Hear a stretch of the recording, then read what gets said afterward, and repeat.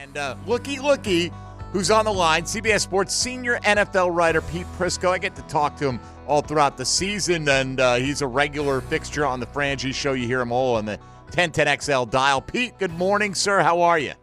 Good. What's up, guys? How are you?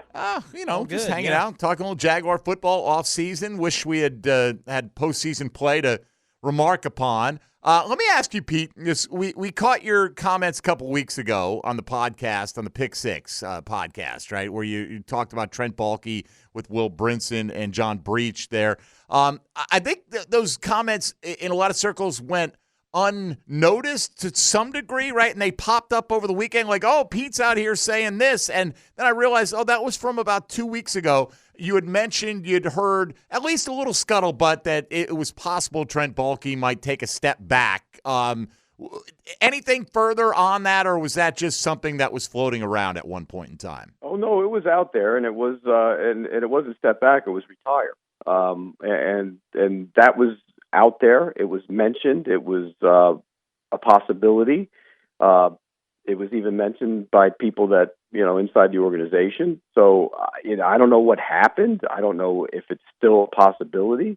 But it was definitely something that was talked about. Now, it also could be something that was talked about because maybe they were considering a change. And in that kind of scenario, if you're Trent Baalke, you're going to say you're retiring to make it look like you're not being let go. So I don't know the exact specifics of it, but it was definitely mentioned. Pete, what do you make of the dynamics at the moment between Shad Khan, Trent Baalke, Doug Peterson? We were told last year that basically they both report directly to Shad Khan. There's been talk that Nielsen is a Baalke hire, a Baalke decision, which you would think the head coach, particularly one with a Super Bowl ring, would get to fill out his staff the way he sees fit. What's up with the power dynamics right now from your point of view? Well, Trent was in on those meetings. That happened, and so when you're picking your defensive coordinator and your general managers in the meetings, I don't understand that, to be honest with you. That shouldn't be that way, and I don't understand the power the guy wields in that organization. I just don't get it. I don't understand it. And look, he'll probably come down on me when I see him. I don't care. The bottom line is that team isn't good enough, and it's because of him. When you look at Tom Coughlin was there, they ran him off. Dave Caldwell was there, they ran him off. And I'm talking about him and others. They ran them off. Then, Urban Meyer came in, and Trent wanted Urban Meyer there. He was all for it, and then they ran Urban Meyer off, understandably so. And then who's still standing? It's Trent Baalke. And I don't understand the power the guy wields in that organization. I just don't get it. I don't understand it. To me, I don't understand it. I mean, I just don't get it. I don't understand the allegiance to him. If you look at that roster up and down, not a great roster and not a lot of great decisions. And so if you want to blame somebody for that, team collapsing last year, blame Trent Baalke. I mean, you can blame some of the coaches too, don't get me wrong. But I think the roster lacks star players, and I think ultimately it's hurting the quarterback in a big way.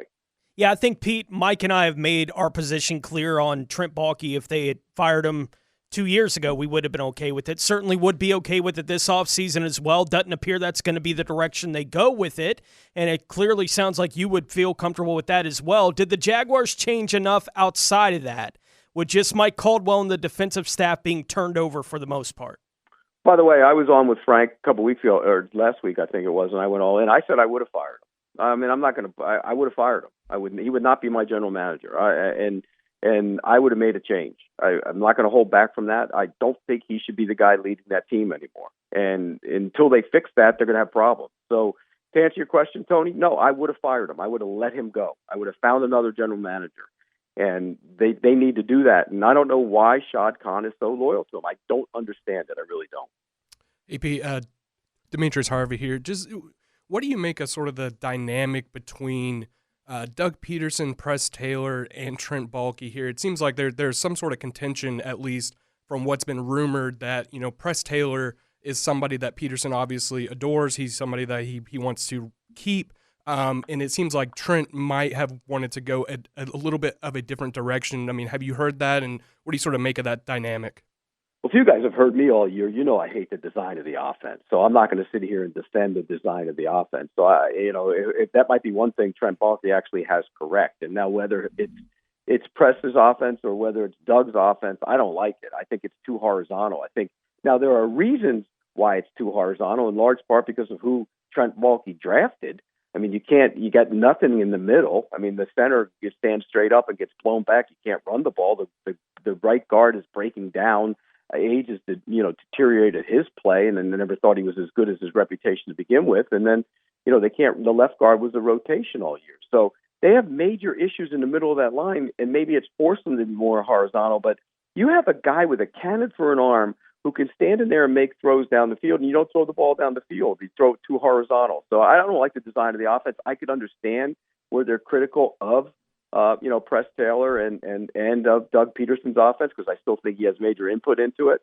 But again, that the fact that Trent Baalke is sitting there, and he's chirping about it, because that's what he does. He's chirping about that offense. He's chirping about who he shouldn't hire as a defensive coordinator. That's too much power for him, for what he's done. Worry about your own stuff. That's what he should be worrying about. And now you got a rift between head coach and general manager, because the general manager doesn't think the coach is making his players better, and the coach probably doesn't think the players are good enough. Right, and if you're not, and if it went down to where Trent Baalke basically had final say on who the defensive coordinator is, I think that's a recipe for disaster, Pete. If you've got a head coach with the resume of Doug Peterson, he's got to be able to fill out his staff, in my opinion, the way he sees fit, for better or worse. And I understand that that's part of what it came to the end of the line with Doug in Philadelphia, was he was seen as too loyal to some of his staff, but that's who he is, and I think that's his prerogative as the head guy. Let's move off that for a moment. There are a lot of offseason things to get done for this football team. Josh Allen coming off the 17.5 sack season, and Calvin Ridley, their only 1,000-yard receiver. Pete, both slated to be free agents. You only have one franchise tag. How do you think the Jags will attack the desire to retain these guys, and do you think they'll be able to get them both back? Whatever way Trent wants to attack it is how they'll attack it. I mean, I would make sure that I would keep that defensive end in any way, shape, or form, or outside linebacker, whatever you want to call him. I think in any way, shape, or form, I would keep him. He's the priority. The receiver, if you look at that, you could find a guy. I mean, you could use draft picks to get two of them if you want to. I think he's replaceable. If he wants to come back, you could try and get a long-term deal done with Allen, and then tag Ridley if you wanted to. I think you can do that, but then try and work out a deal with him. It sounds like Ridley wants to stay, but Ridley didn't. I mean, he'd be the first one to tell you he didn't know the offense last year. He was in the wrong. You guys saw it. He was in the wrong place a lot of the times, and I think he got more comfortable as the season moved along. Does he want to go somewhere else and learn a new offense? He said that at the end of the season.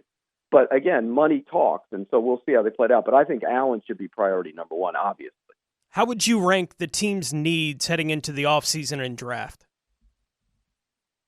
Well, with this guy coming in as a defensive coordinator, they better get man-to-man cover corners. That's what he wants to do. I mean, you look at their corners; those guys, they're not man-to-man cover corners. I think that has to be a priority, some way to get those guys. The other thing is you got to build it around that quarterback.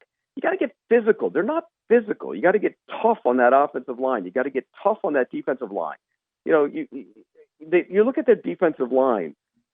They're not big. You want big bodies in there, and they get pushed around. And the linebackers, by the way, he'll draft one in the third round in this draft somewhere along the way. He'll find a way to draft a linebacker. And that's the mistakes that you get hit with, by the way. You traded up for Devin Lloyd, hadn't been worth it. You drafted Muma, doesn't even play. The idea when you drafted Muma was what? Muma would be good enough that you boot Aluakon off the field and off the roster because he's too expensive and he starts. Well, you can't do that. At least it doesn't look like you can do that. So I think that's where you have a lot of problems. But I think toughness. They're not a tough team. You want to be a tough, physical, nasty, violent team. They're not big enough. They're not physical enough on the inside and the offensive line. And they're not big enough and tough enough on the inside of that defense. And I think that shows up on a weekly basis.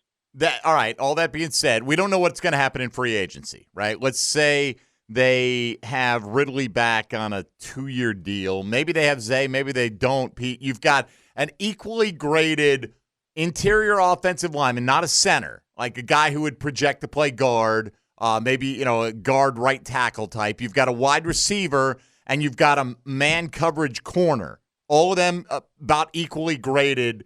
What's the priority for the Jags in the middle of the first round? Well, the value is always more for the corner. I mean, so if they're equally graded, you take the corner. I think you have to.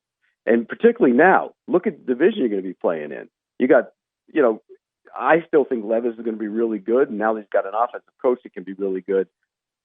In a division now, you have 3 quarterbacks that are young and coming up, so you better be able to defend those guys, particularly Stroud. And so I think you have to be able to get a cover corner. That's where the direction I would go in would be cover corner, and then you got to. You can come back in round 2 and get a guy like Barton out of Duke, who played, left tackle for him. He's a guard. Some people think he might actually end up being the best center of the draft. So you have options there. If you can play him at center, you get Fortner off the field. If you don't do that, you want to play him at guard, you get him in at guard, get rid of Sheriff. So I think there's a lot of options if you do that, if you get that kind of player. So I think that's where I would go, cover corner first. Provided Ridley's back on that 2-year deal, and then maybe get a second round center, and then of course you got to skip over the 3rd round because they'll draft a linebacker in that round, then you get to the 4th and start supplementing the rest of the draft. Pete, the Jags obviously have their own young quarterback in Trevor Lawrence. How would you grade him this season? Disappointing. Can I give him that grade? And there were a lot of circumstances. I think he tried to play through too many injuries. That tough guy is a good thing, but sometimes you got to be smart about it.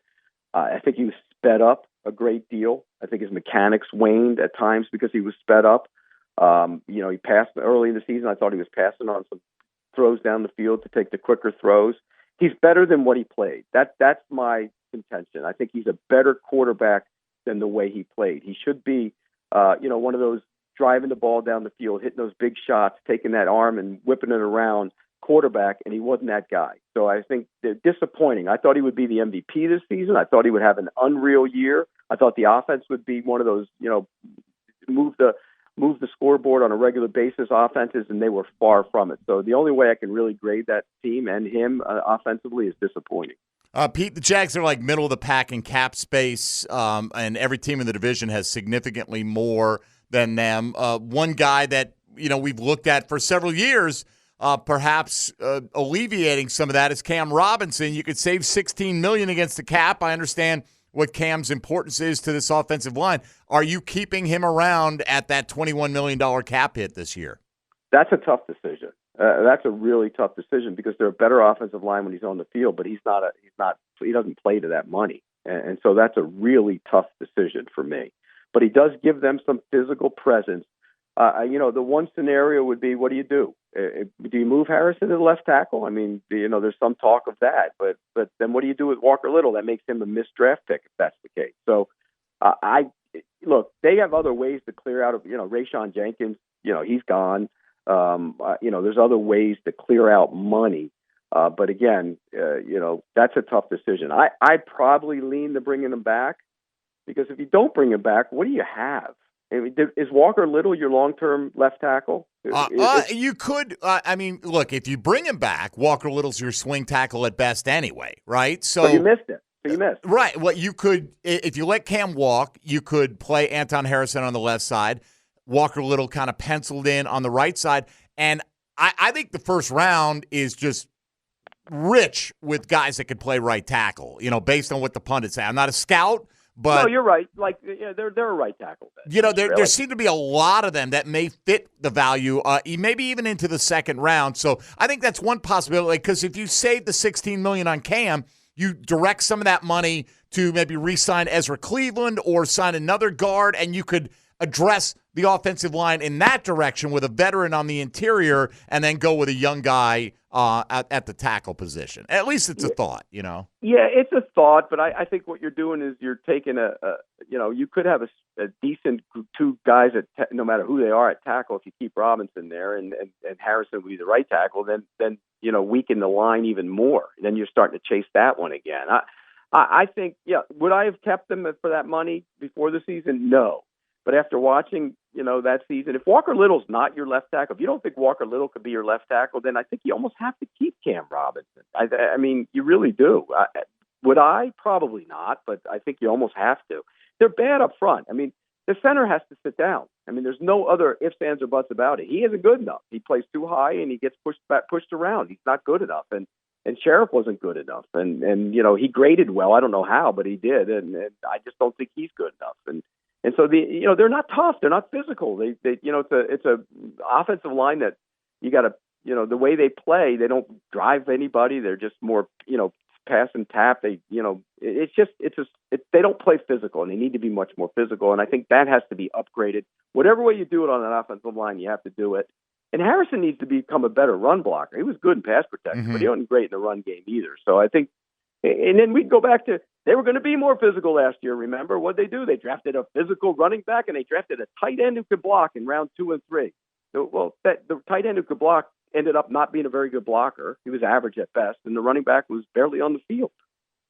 Yeah, it wasn't the greatest, Pete. Thanks for. I'm with you, bro. I'm not arguing with you. I just, I hate that that's the state of affairs, that they've got this many holes to fill and this many issues. Mike, I want to ask you this. On paper right now, do you have a better feeling that this team going into next season will be better than what it was last year? No. Because I don't. No, absolutely not. But then it doesn't always play out the way we think. But there's no logical reason to at this moment. But, I'm an optimist, man. I want to see what the offseason holds. And look, you could have said that about any number of teams that surprise. So, but the answer is I absolutely am much more hesitant to project big things for them in 2024. No question about it. So anyway, Pete, we appreciate the time as always and enjoyed catching up with you, and enjoy your off season. I'm sure we'll give you a call from time to time, but we encourage folks to catch you, of course, Mondays with Baselli and Shadrick, and weekly with Frank Frangie and the crew as well here on 1010XL. So thanks for the thoughts this morning. You got it, guys. Take care.